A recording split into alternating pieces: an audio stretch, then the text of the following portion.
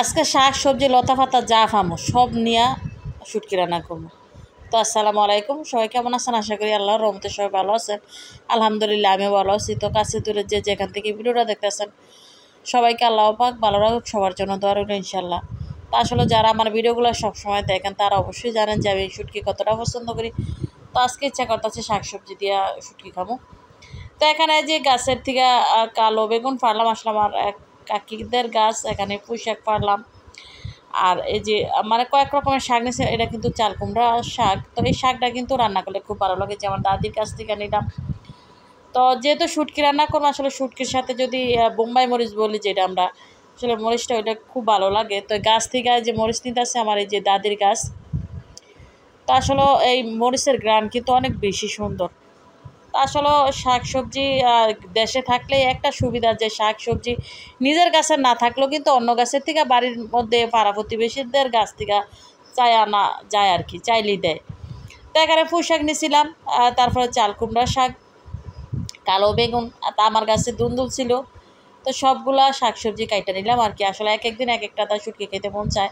বাজার থেকে বাঁশপাতা শুটকি আনছিলাম, আর সাথে কিন্তু একটা আলু দিয়ে দিছিলাম।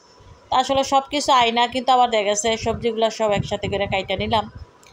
তো আসলে এভাবে রান্না করে খাইতে কিন্তু খুবই মন চায়, খুব ভালো লাগে। যেদিন যেটা ইচ্ছা করে ওই জিনিসটা ওই দিনকে যদি আপনারা রান্না করে খাইবেন, দেখবেন কতটা তৃপ্তি নিয়ে খাওয়া যায়। আসলে গোশ মাছ সামনে ভর্তা, বাজি অথবা শুটকি ভর্তা এইসব দিয়ে দেখবেন একদম তৃপ্তি করে ভাত খাওয়া যায়।